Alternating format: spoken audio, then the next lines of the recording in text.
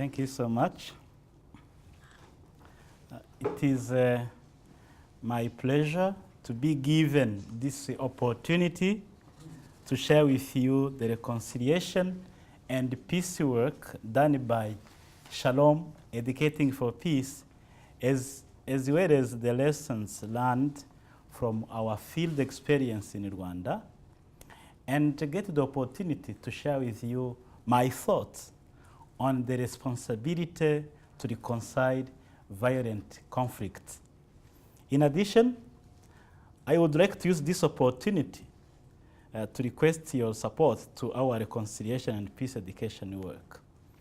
As this month I am in this speaking tour to mobilize friends and funds. Dear participants, I come from Rwanda, a country with a historical background marked by multifaceted violent conflicts, wars, and the genocide, in 1994 genocide. To rebuild the post-genocide country, it has required efforts of every Rwandan and support from our friends.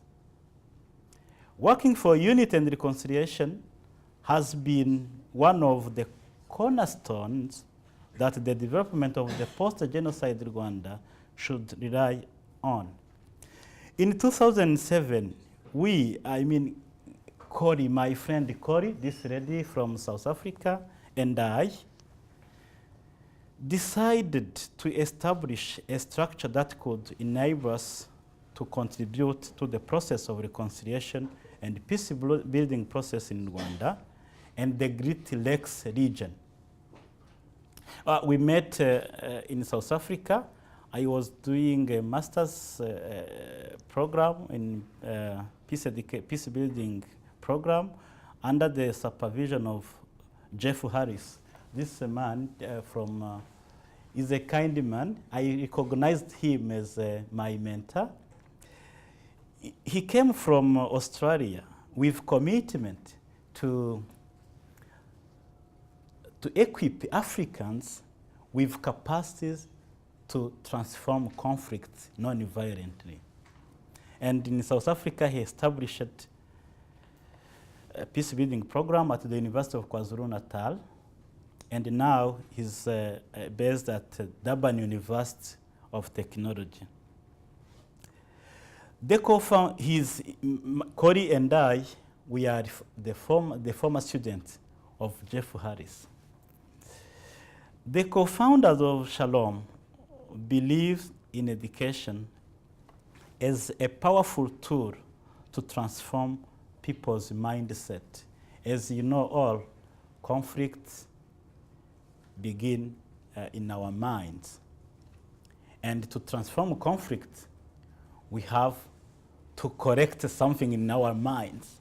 So this is not done by using guns or by using force, just by education. As Mandela said, education is a powerful tool to transform the whole society. We created the organization Shalom Educating for Peace with the mission of building and sustaining positive peace through education. The organization has 3 strategic objectives, which are educating communities for peace, researching for peace, and cultivating the culture of non-violence. But why the name of Shalom?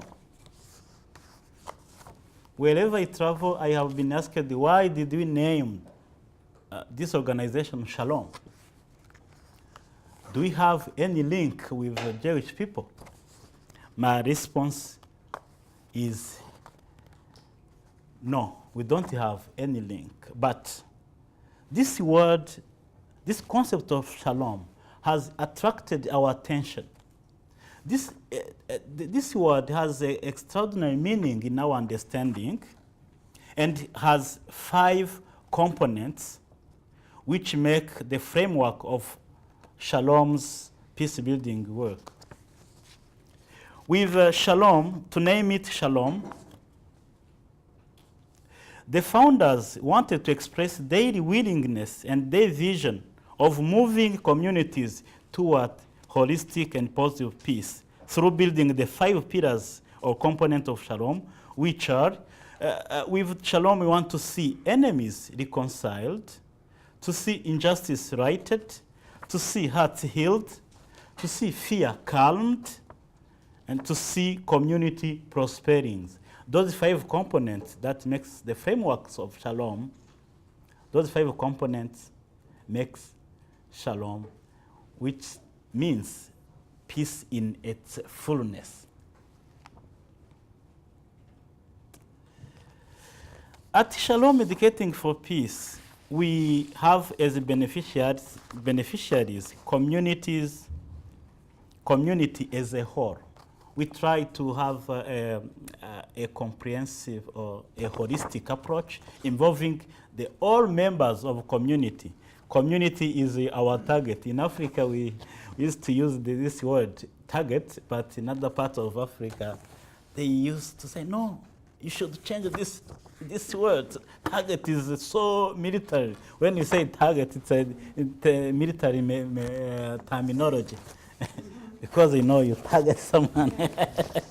We work with and alongside the community as a whole, but we keep our gross eye on children.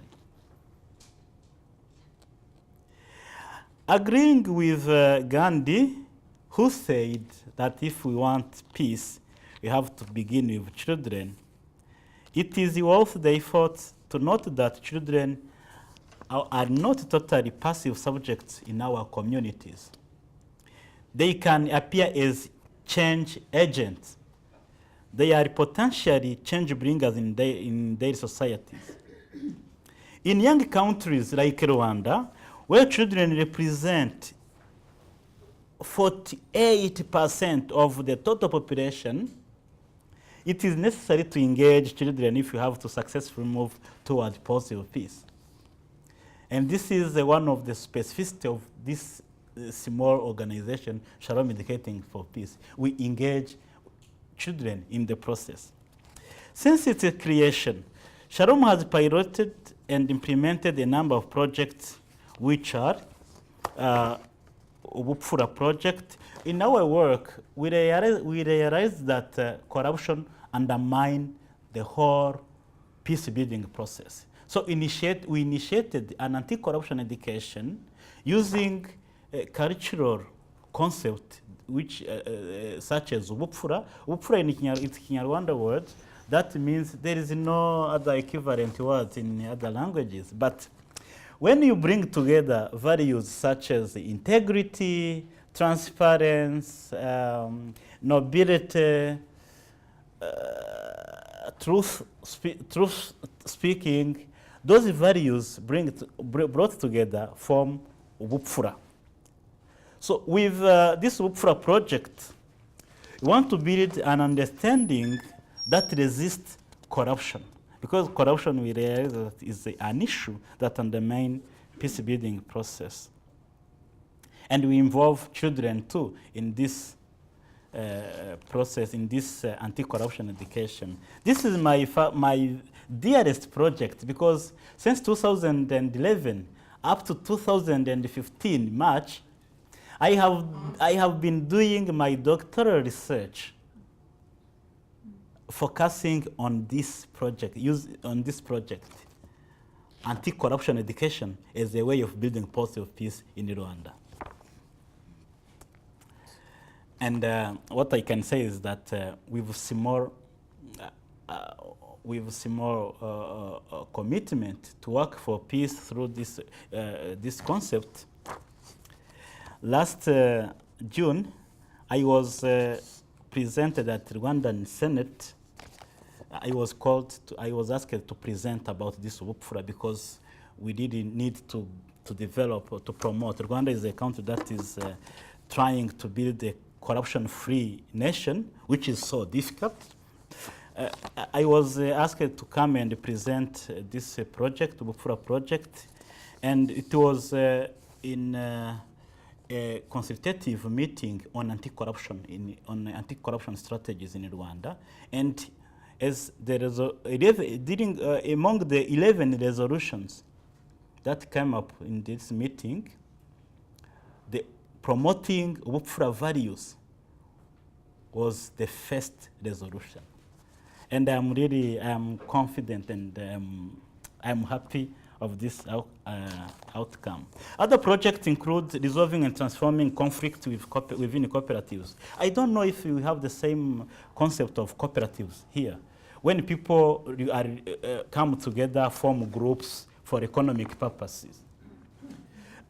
So we use this economic groupings framework to introduce conflict transformation knowledge and skills in order to help the cooperative to do not collapse. Because many cooperatives, people come together, work in cooperatives, and at the end of the day, you find them collapse because of lacking skills for conflict transformation. Another project which is very recent is Living and Learning Without Fear project. With this project, we want to address gender-based violence and ending corporal and alienating punishment in homes and schools. Different reports on corporal punishment in Rwanda say that between 49 and 51% of children in schools have been victim or have seen teacher beating their colleague or beating themselves. Yeah. So beating the children. So we also want to address this issue. And another project we have is building capacities of community levels forums for reconciliation project. I wanted to present this at the end because this is the focus of my presentation. How Shalom reach and impact a wide audience? We reach wide audience through radio shows. We have a weekly interactive radio show where we present peace education knowledge, and people can call in and ask questions. You know, radio is very important in Africa. Even someone who is in his garden, he holds a radio nearby, following the. So radio was used. I remember we know radio was used for constructive or destructive purposes in our continent, in Africa. And when I look at the context of genocide in Rwanda, radio was used to manipulate people and motivate them to kill their fellow Rwandans. We also use workshops, artistic methods such as songs and theaters. I remember in 2009, we organized a concert with one church choir trained in the reconciliation process. And we had more than 1,000 people attending the event. It is a way to reach many people. We use also sports. Shalom has developed the materials such as peace education through sports approaches. We use different international days such as International Day of Peace, Anti-Corruption Day, Mother's Day to educate for peace. Now let's have a focus on reconciliation process.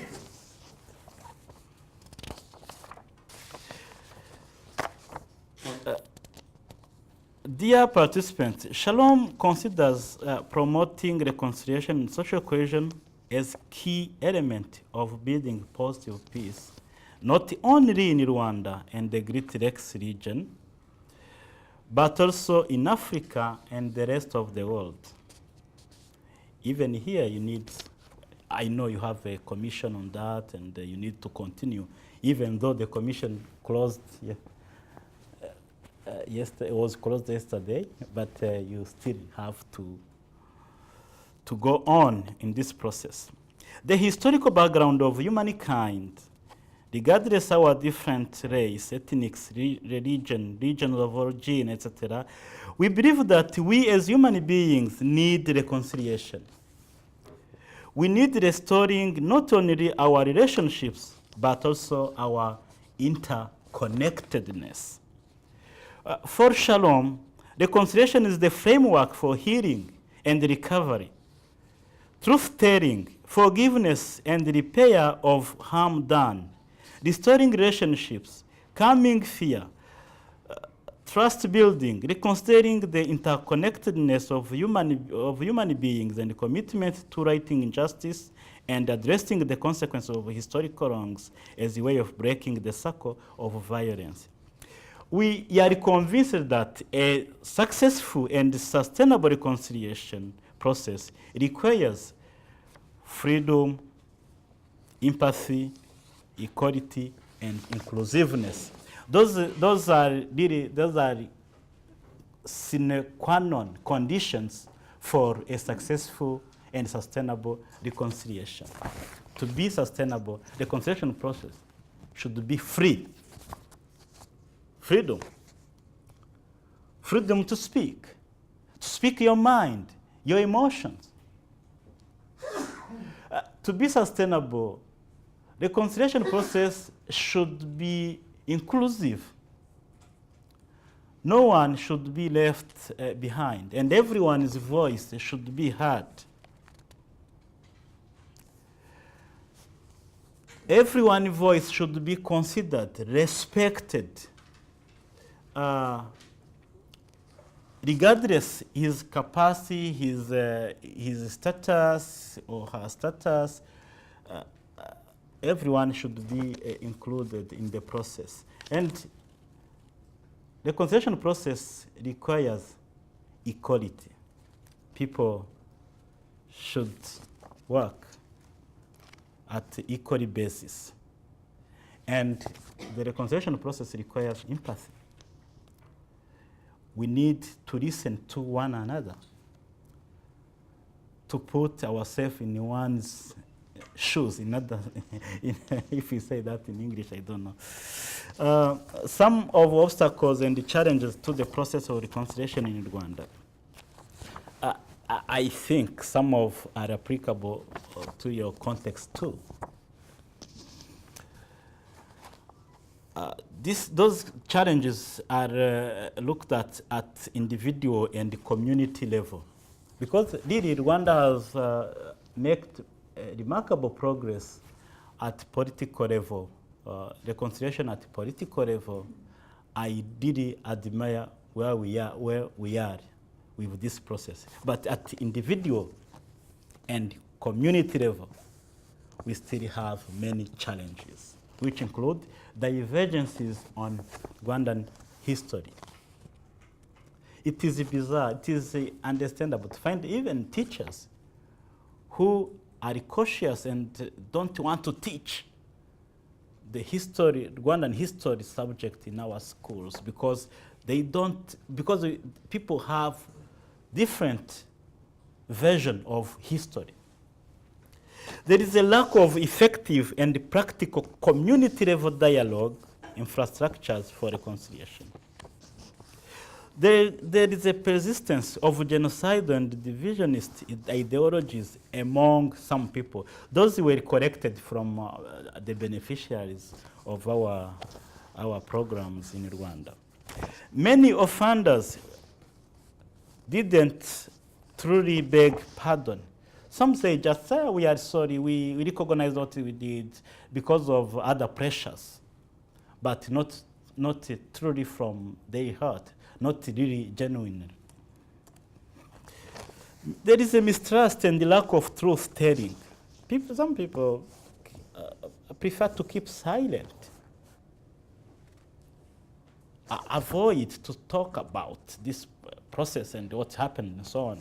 And some have fear, and there are suspicions between people.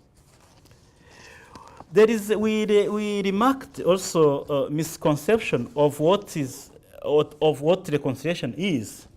In our work as education organization, Shalom as a peace education organization, we try to help people understand that reconciliation doesn't mean cohabitation.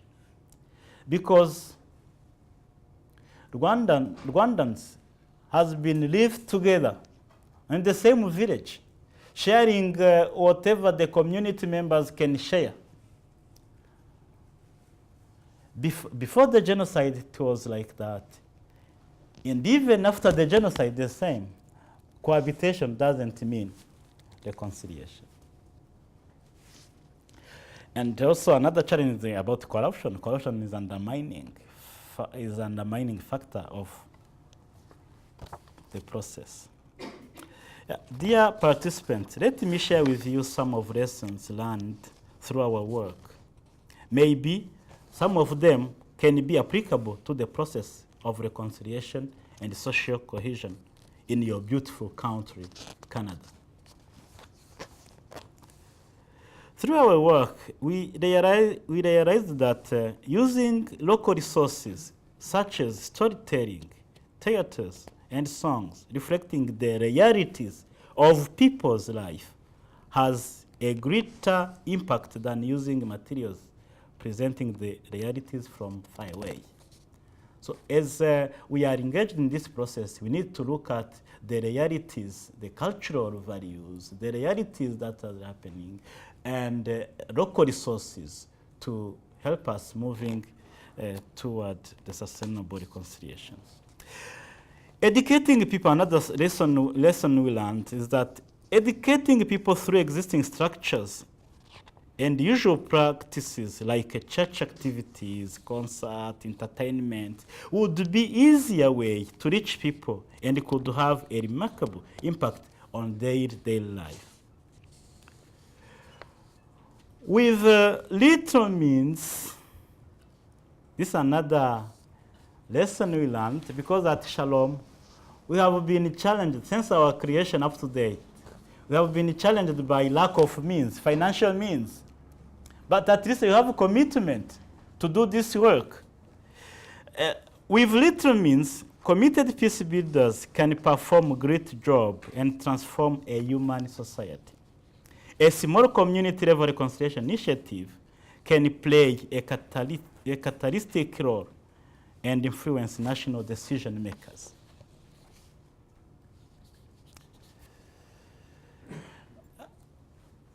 We have to work, another lesson we learned is that we have to work with different actors in society and mobilize policies and decision makers to allocate resources to community-level reconciliation initiatives. Sometimes they don't understand reconciliation as a priority. We have we have been mobilizing government people in Rwanda to understand that this is and should be one of the national priorities. They used to say, yes, yeah, you are correct, you are true, this is a priority. But how do we assess that everyone understands that is priority? Recently, I was talking to a group of parliamentarians saying that we will recognize that, we will know that you know that it is a priority if you look at how much money you allocate to this process.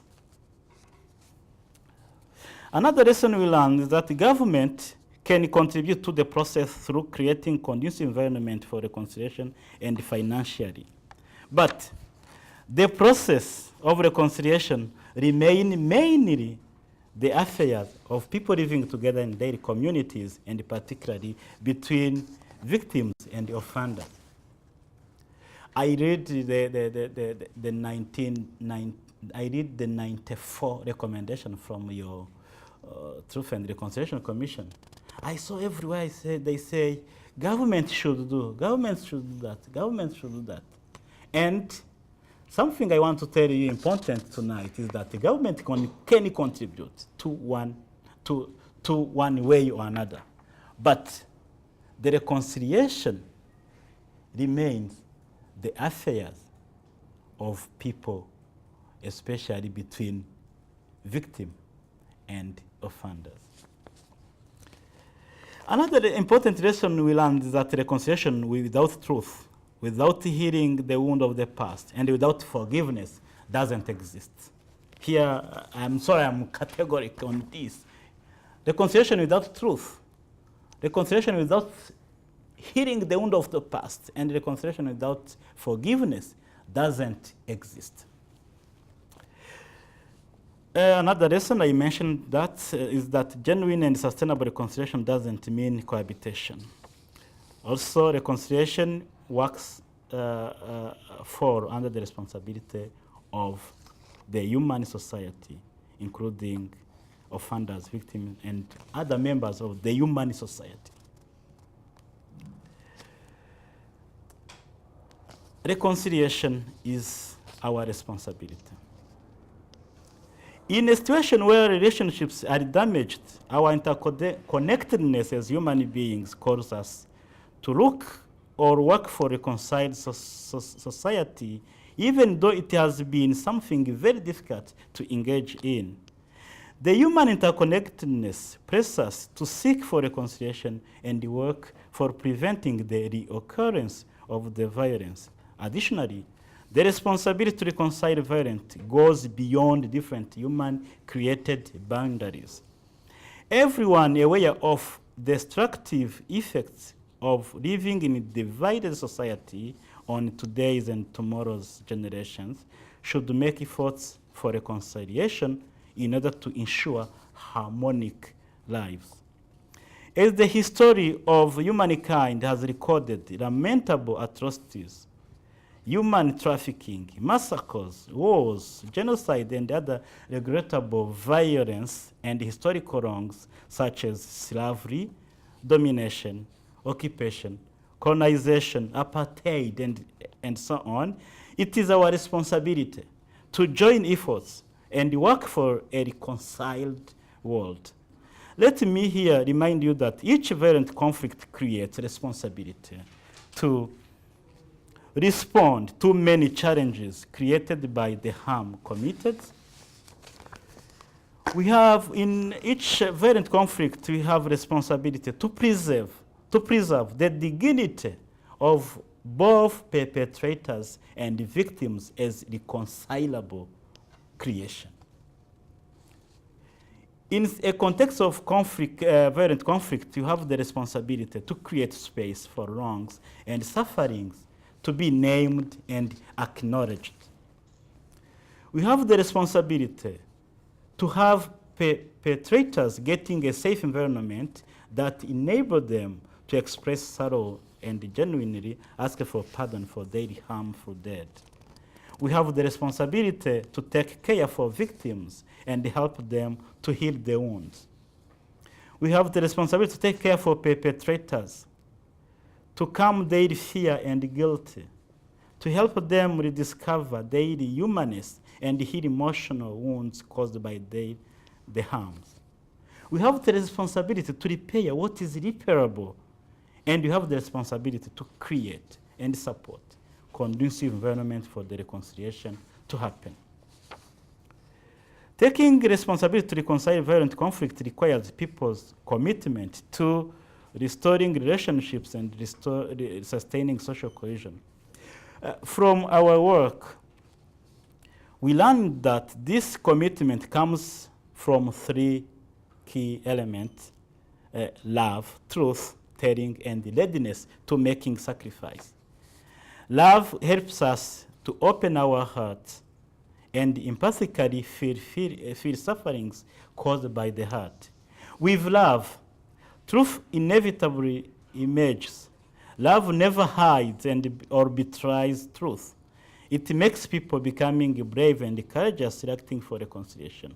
But our everyday experience shows us that we live in a world where truth-speaking people encounter fellow human beings who always want to silence them. As reconciliation requires truth-telling, taking our responsibility as reconciliation actors necessitates being prepared to make sacrifice.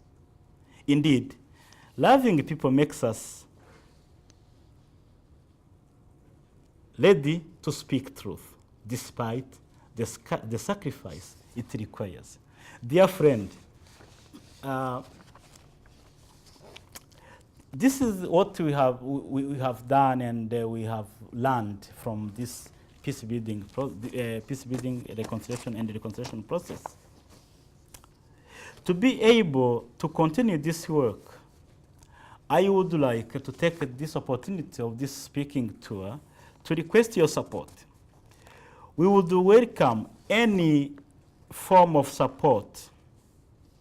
It may be one of donations, continuation donation at regular basis, voluntary services in one of Shalom's projects, or fundraising efforts, or connecting us with potential supporting organization. Before I end my speech, I would like to express my gratitude to Teresa Dan and acknowledge the support of Canadian Peace Initiative, as well as the support by Science for Peace for the invaluable contribution to the organization of this speaking tour in Canada. Thank you all for your consideration and for your kind attention. Please let us join our efforts to move our communities and the world toward sustainable reconciliation and durable peace. Working for a reconciled and peaceful human society is everyone's effort and responsibility. Thank you for your kind attention. May peace prevail in Canada. May peace prevail in Rwanda. May peace prevail in the rest of the world.